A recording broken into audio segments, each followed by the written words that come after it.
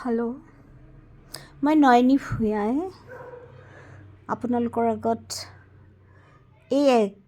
এক ভয়াৱহ বুলিয়ে ক'ব লাগিব দেই। ইলেকশ্যন মানে বাছনি, চৰকাৰৰ বাছনিমূলক সিদ্ধান্ত হয়নে? বছৰ 2026 2026 চন মানে আমাৰ ইলেকশ্যন আৰম্ভ হ'ব 2026 এপ্ৰিলত।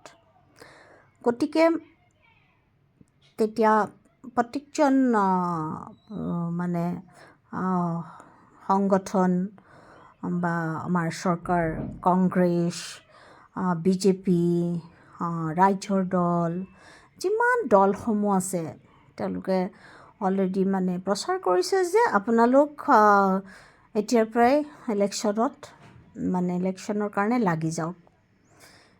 আজি 2 বছৰ আগতেই মানে মই জনামতে 2 বছৰ আগৰ পৰাই মানে ইলেকশ্যনৰ কাৰণে সাজু হ'বলৈ কৰ্মীসকলক বা যোন ইলেকশ্যনত আবেদন কৰিব তেওঁলোকক প্ৰস্তুত হ'বৰ কাৰণে মানে তেওঁলোকে নিৰ্দেশ দিলে। কংগ্ৰেছ হওক, বিজেপি হওক, যি সংগঠনেই হওক, তেওঁলোকক মানে অৰ্ডাৰ দিয়া হ'ল। সেইমতেই তেওঁলোকে কি কৰিব, ৰজাৰ আদেশ হয়নে? ৰজা বুলিয়ে কৈছোঁ তেওঁলোক একোজনটো ৰজাই। আৰু ৰজাবোৰে কি কৰিলে, আদেশ দিলে। তেতিয়া প্ৰজাৰ মন সদায় শান্ত সুলভ নিৰ্মল, কাৰণ তেখেতসকল ৰজাতকৈ বহুত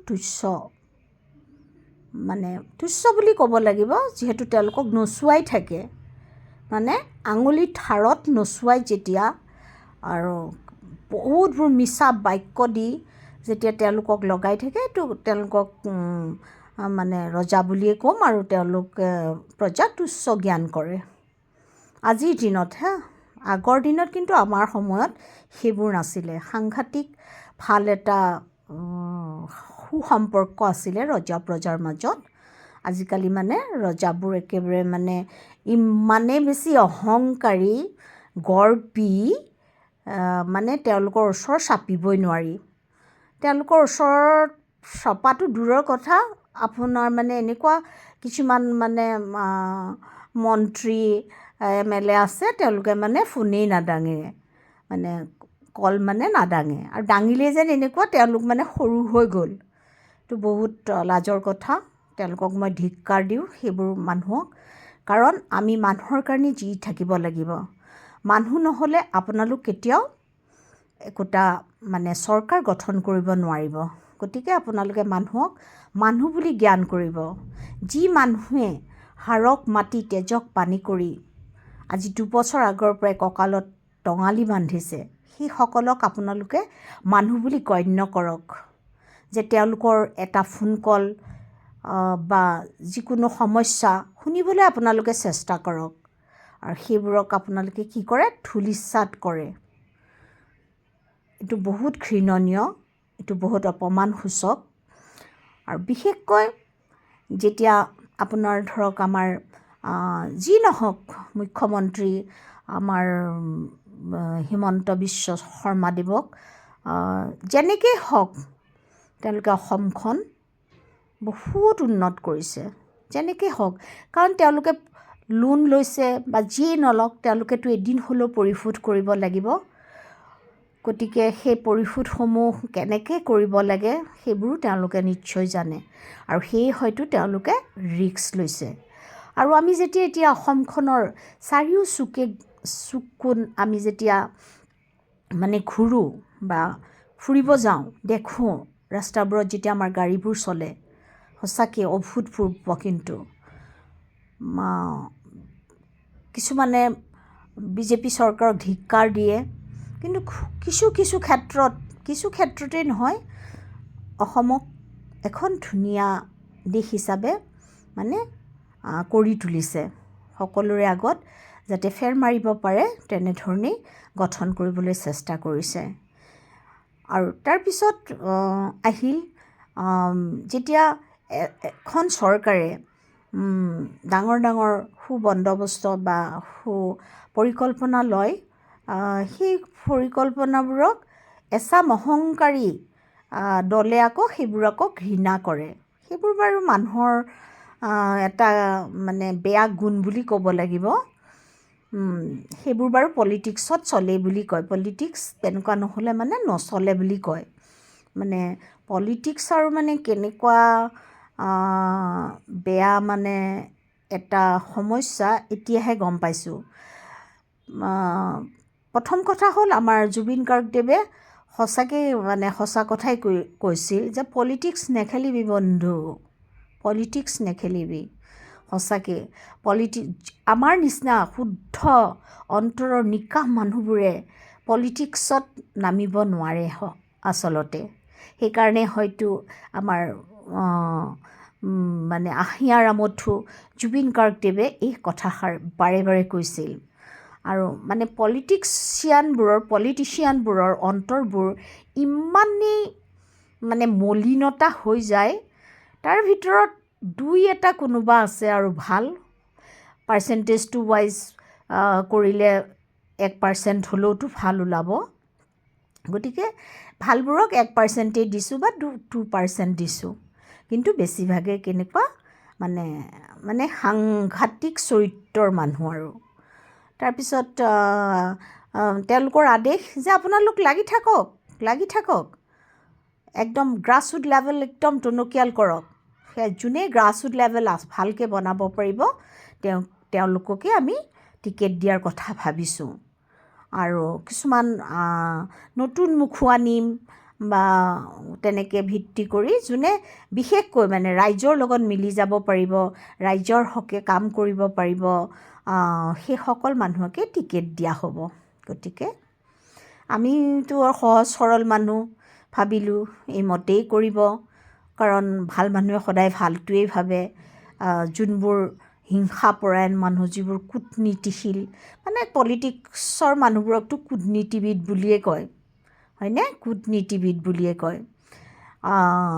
মানে এনেকুৱা সেই ৰজাৰ মানে যোনটো তেজ, সেইটো তেওঁলোকৰ গাত আছে। মানে ৰজাই হুকুম কৰিলে যেনেকৈ যে এই প্ৰজাটোক ধৰি আনি আঙুলিটো কাটি দে বা তাৰ শিৰচ্ছেদ কৰি দে, বা যে আগৰ দিনৰ যোনবোৰ আমাৰ মানে বহুত দিনৰ যোনবোৰ আমাৰ নীতি নিয়ম পৰম্পৰা, সেইদৰেই যেন কাম হয় তেনেকুৱা লাগে। মানে তেওঁলোকে নিজকে ৰজাৰ গাদীত বহুৱাই লৈ মানে প্ৰজাবোৰৰ মানে ৰূপবোৰ চাই থাকে। তাৰপিছত কথা হ'ল 2 বছৰ যেতিয়া এজন মানুহে বা কষ্ট কৰি লাগি থাকিব মানুহবোৰে, তেতিয়া তেখেতসকলে নিশ্চয় এটা ভাল পদ আশা কৰিব, বা ৰাইজেও তেওঁক আদৰি লয়, বহুত মৰম দিয়ে, আৰু তেওঁ ৰাইজৰ লগত বিলীন হৈ যায়, যিমান পাৰে অন্তৰ খুলি কাম কৰে, আৰু তেওঁলোকক মানে তেওঁলোকৰ কাৰণে জীৱন উৎসৰ্গা দিবলৈও কিছুমান মানুহ ৰেডি থাকে। ঠিক তেনেকৈ ধৰক এতিয়া ইলেকশ্যন বুলি এতিয়া ইলেকশ্যনৰ পৰ্ব অলৰেডি শেষেই হ'ল। আজি কেইতাৰিখৰ পিছত আৰু কেইদিনমানৰ পিছতে সকলোবোৰ সমাপ্ত পৰিব, আৰু এপ্ৰিলৰ কেইতাৰিখৰ পৰা ইলেকশ্যনৰ ডেট ঠিক কৰিছে, ইলেকশ্যন আৰম্ভ হ'ব। গতিকে যি মানে কেইগৰাকীয়ে পদবী ধাৰণ কৰিলে, পদবীনো কেনেকুৱা ধাৰণ কৰিব, যাক দিব তাকেই দি থাকিব। এতিয়াতো অলপ কিছুমান মানুহকো সকলোকে কিছুমান সুবিধা দিব লাগে, যে অকল এজন মানুহেই গোটেই পৃথিৱী মানে গোটেই অসমখনৰ বা ভাৰতখনৰ মজা ল'ব নালাগে। প্ৰত্যেককে অলপ সুবিধা দিব লাগে, যাতে তেওঁলোকেও জীৱনত, তেওঁলোকৰো পৰিয়াল আছে, তেওঁলোকৰো ৰাইজ আছে তেওঁলোকৰ লগত, সেইসকলকো তেওঁলোকে শুশ্ৰূষা কৰিব লাগিব। তেনেকুৱাকৈ নতুন কিছুমান মানে মানুহকো আচলতে মানে এপইণ্টমেণ্ট দিব লাগে। কিন্তু এনেকুৱা কথা বাপৰে ভগৱান মানে দেখিছোঁ বোলে আজি আপুনি মই এক্সাম্পল হিচাপে কওঁ দেই আপোনালোকক, তেতিয়া বস্তুটো ক্লিয়াৰ হ'ব। আপোনালোকক এক্সাম্পল হিচাপে কওঁ যে আমাৰ হিমন্ত বিশ্ব শৰ্মাদেৱটোতো আৰু থাকিবই লাগিব। তেখেতটো মুখ্যমন্ত্ৰী, তেখেতৰ শাসন হৈছে বুলি ভাবিয়ে ধৰক আকৌ ৰাইজে বিচাৰিছে তেখেতে পালে এটা পোষ্ট। ঠিক তেনেকৈ বাপৰে আপুনি মানে এই বাপৰে বুলিয়ে ক'ব লাগিব আৰু পলিটিক্সত মানে বাপৰে ভগৱান হাই এইবোৰ নোকোৱাকৈ মানে এইবোৰ কমপ্লিট নহয়। তাৰপিছতে দেখিলোঁ বোলে মাই গড, এইজন যে পীযুষ হাজৰিকা, তাৰপিছতে জয়ন্ত মল্ল বৰুৱা, তাৰপিছতে পল্লৱ লোচন, যিজন পল্লৱ লোচনৰ মুখত মই আজিলৈকে এটা শব্দ শুনা নাই। সেইজনো এজন MLA হ'ব পাৰেনে যাৰ কোনো জ্ঞানেই নাই, যাৰ কোনো বুদ্ধি নাই? অকল পইচা থাকিলেইতো নহ'ব। তেওঁলোকৰ পইচাৰ জোৰত এটা শব্দ নোহোৱাকৈ সদায়েই এটা পদবী লাভ কৰি আছে। মই ধিক্কাৰ দিওঁ তেনেকুৱা মানে যোনে মানে যিগৰাকী মানে MLA বা পদত দিছে, মই তেওঁলোকক ধিক্কাৰ দিওঁ। সঁচা কথা, তেওঁলোকে নতুন নতুন মানুহক দি সুবিধা দি চাব লাগে, তেতিয়াহে আমাৰ অসমখন কিজানি আৰু বেছি উন্নতি কৰিব পাৰে। সকলোকেতো সুবিধা দিয়ক, অকল এজন মানুহৰেইটো বা যিকেইজন হৈ আছে তেওঁলোকৰেইটো অকল জ্ঞান নাই। আজিৰ দিনত যেতিয়া নিউ জেনেৰেশ্যন আহে, একোটা বয়সৰ সীমা থাকে হয়নে? বা বয়স কম হ'লেও কিছুমান মানুহ ইমান বেছি অভিজ্ঞ হয়, তেওঁলোককোতো দি চাব লাগে। তেওঁলোকে বাৰে পদটো আজুৰি থাকে, কিমান ধিক্কাৰ। আৰু মই সকলোতকৈ মানে আচৰিত হ'লোঁ, মই গৌৰৱ গগৈদেৱক সঁচাকৈ বহুত মৰম কৰিছিলোঁ। মানে অন্তৰত তেখেতৰ প্ৰতি এটা ভাল ভক্তি আছিল, এটা সন্মান আছিল। আৰু তেখেত যে মানে ইমান বেছি অহংকাৰী, গৰ্ব যে কোনো বিবেচনা নোহোৱা এজন মানুহ, তেখেতক মই মানে কি ক'ম, তেখেতক মোক আৰু ক'বলগীয়া একো নাই। মই তেখেতক মোৰ মতে মানে মই মানুহৰ শাৰীত ধৰিবলৈ তেখেতক মই বেয়া পাইছোঁ। সঁচা অৰ্থত ক'বলৈ গ'লে তেখেতক মই মানুহৰ শাৰীত ধৰিবলৈ মই নোৱাৰোঁ। যিজন মানুহৰ অন্তৰত গেলাৰে ভৰি থাকে, যিজন মানুহক অৰ্ডাৰ দি তেওঁলোকে সুবিধা লৈ মিটিং, প্ৰত্যেকটো বস্তুৰ প্ৰতি পইচা দিব লগা হয়। 1 লাখ বুলিলে 1 লাখ, 50,000 বুলিলে 50,000। কি তেখেতসকলক কি গোলাম বুলি ভাবিছে নেকি? তেখেতসকলৰ চাকৰ বুলি ভাবিছে নেকি? তেওঁলোকতকৈও যে একোটা ভাল মগজু আছে, তেওঁলোকে সেইবোৰ ভাবিছেনে নাই? তেওঁলোকে এবাৰ হ'লেও ভাবি চাব লাগে। তাৰপিছত তেখেতসকলক যেতিয়া কিছুমান আমাৰ ধৰক এতিয়া বিজেপি চৰকাৰে এতিয়া গৌৰৱ গগৈৰ বিষয়ে কিছুমান বহুত বেয়া মন্তব্য দিয়ে, আমি তেতিয়া অন্তৰত বহুত দুখ পাওঁ। ভগৱান, এজন দেখোন একে নিৰপৰাধী মানুহক ইমান বেয়াকৈ কৈছে, আমাৰ অন্তৰত তেতিয়া আঘাত লাগে। কিন্তু সেইজন মানুহেই যে সঁচাকৈ অন্তৰখন ইমান বেয়া, এতিয়াহে আমি গম পালোঁ। মানে মই এইখিনি ক'বলগীয়া হৈছে, মই নিজে মানে দুখত সেই পৰিয়ালৰে মানুহ ভুক্তভোগী, সেইকাৰণে মই এইখিনি কথা ক'বলৈ আৰম্ভ কৰিছোঁ। ঠিক তেনেকৈয়ে প্ৰত্যেকটো দল, মোৰ মতে প্ৰত্যেকটো দলৰ আচল মানে মূল মন্ত্ৰটো হ'ল মানে টকা। মানে কেনেকৈ টকা সোপা কৰাপশ্যন কৰিব পাৰে, টকা সোপা মানুহৰ পৰা লৈ, ৰাইজৰ পৰা লৈ কেনেকৈ টকা মানে ল'ব পাৰে, তেওঁলোকৰ সেইটোৱে চিন্তা। মানে এনেকুৱাকৈ মানুহক মানে শ্ল' প্ৰয়োজন দিয়ে, যেনেকৈ আমাৰ জুবিন গাৰ্গদেৱক ছিংগাপুৰ লৈ গৈ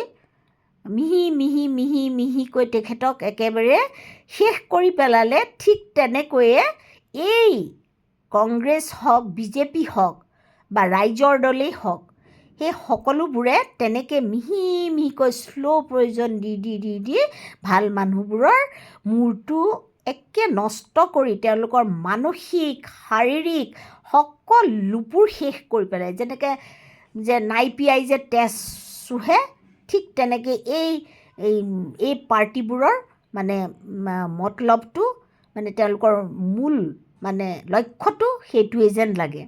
সঁচাকৈ মই ধিক্কাৰ দিছোঁ তেওঁলোক যদি ভগৱান সঁচাকৈ ক'ৰবাত আছে, তেওঁলোকক এজন এজনকৈ বিচাৰ কৰিবা। যেনেকৈ তেতিয়া আগৰ দিনত লগে লগে বিচাৰ কৰি ধৰক ফাঁচী হওক বা যিয়ে হওক যি কৰিছিল, সেই ঠিক তেনেকুৱাই তেওঁলোকৰ দশা যাতে তেনেকুৱাই হ'ব লাগে। আৰু যি এতিয়া বিচাৰ কৰিলে যে অমুক জেগাত এখেতক দিছে, তেওঁলোক যোগ্যই নহয়। জানিছোঁ কিছুমান চিলেক্ট ভাল হৈছে, সেইটো মই মিছা নকওঁ বা আমি মিছা নকওঁ, কিছুমান চিলেকশ্যন বহুত শুদ্ধ হৈছে, কিন্তু কিছুমান নিজৰ স্বাৰ্থৰ কাৰণে আপোনালোকে আৰু কিমান খায় আৰু সকলোকেতো জীয়াই থাকিবলৈ ৰাস্তা দিয়ক। আপোনালোকে বেলেগৰ কথা অকণো ভবাই নাই। যিখিনি ঘৰত ধৰক এখন সংসাৰ চলিবৰ কাৰণে যিখিনি পইচা গোটাই ৰখা হয়, হাড়ক মাটি তেজক পানী কৰি মূৰৰ ঘাম মাটিত পেলাই, সেইখিনিও টকা দেখোন আপোনালোকে চুহি চুহি খায়। সেইখিনি টকা আপোনালোকে চুহি চুহি খায়। এতিয়া মানে দেখিছোঁ আপোনালোকক কি বুলি ক'ম, মানে ভাবিলেও লাজ লাগে ক'বলৈ। আপোনালোকে নিজে নিজে বিচাৰ কৰক। এদিন আপোনালোকে অলপ কিছুমান সময়ত বহি চিন্তা কৰিবচোন আপোনালোকৰ নিজৰ চৰিত্ৰবোৰ, তেতিয়া নিজে গম পাব আপোনালোক কিমান চৰিত্ৰৱান মানুহ, কি মানে আপোনালোকৰ চৰিত্ৰই আপোনালোকৰ মানে সেইবোৰ কেনেকুৱা হৈ পৰিছেগৈ, মানে সেইবোৰ মানে একদম মানে ঘৃণাৰ যোগ্য হৈছে, সঁচা অৰ্থত কৈছোঁ। এতিয়া কিছুমান মানুহে কৈছে যে আমি জুবিন গাৰ্গদেৱৰ ন্যায় নোপোৱালৈকে আমি ভোট বৰ্জন কৰিম। সেই সকলোকে কিনি পেলাইছে, সেই সকলোকে আকৌ ভোট বৰ্জন কৰাৰ পৰা কিনি পেলাইছে। মানে তেওঁলোককেই লাগে মানে সকলোবোৰ। আজি আমাৰ জুবিন গাৰ্গ নোহোৱা হৈ গ'ল, আমাৰ হিয়াৰ আমঠু নোহোৱা হৈ গ'ল। আপোনালোকৰ এতিয়া জুবিন গাৰ্গদেৱ মৰা 6 মাহ হ'ল, আপোনালোকে এটা বিচাৰ বিবেচনা নকৰাকৈ আপোনালোক অসমবাসী যেতিয়া আমাৰ হিয়াৰ আমঠু জুবিন গাৰ্গদেৱে গিনিছ ৰেকৰ্ড কৰিলে, তেতিয়াতো আমি চবেই প্ৰাউড কৰিছিলোঁ ন। এতিয়া আপোনালোকৰ 6 মাহ হ'ল, তেওঁক কোনো জাষ্টিচ নিদিয়াকৈ আপোনালোকে ইলেকশ্যন পাতিবলৈ মানে সাজু হ'ল। এইটো বহুত ধিক্কাৰ। প্ৰথম আহিব মানৱ ধৰ্ম, হয়নে? প্ৰথম আহিব মানৱ ধৰ্ম।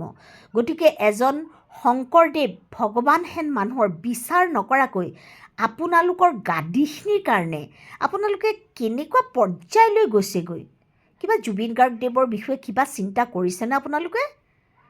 আমি এতিয়াও কান্দি আছোঁ।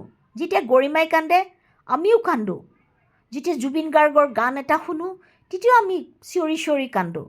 আপোনালোক কেনেকৈ ইমান শত্ৰু হ'ব পাৰে? আৰু মোৰ মতে জুবিন গাৰ্গদেৱক যোনে শ্ল' পয়জন বুলি ক'ব লাগিব, যেনেকৈ তেখেতক মানে বুদ্ধি কৰি ছিংগাপুৰলৈ লৈ গৈ সজাই মেলি তেখেতক পয়জন বুলিয়ে ক'ব লাগিব, মাৰি পেলালে। তাৰপিছত ছিংগাপুৰতো আপোনালোকে তাত মানে ডাঙৰ পলিটিচিয়ান লগাই তাতো আপোনালোকে ফিটিং কৰিলে, মানে জুবিন গাৰ্গদেৱৰ প্ৰত্যেকটো বস্তু নোহোৱা কৰিবলৈ।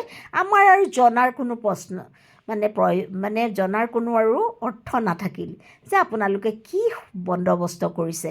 এতিয়া কি হ'ল, এতিয়ালৈকে আপোনালোকে বিচাৰ দিব নোৱাৰিলে।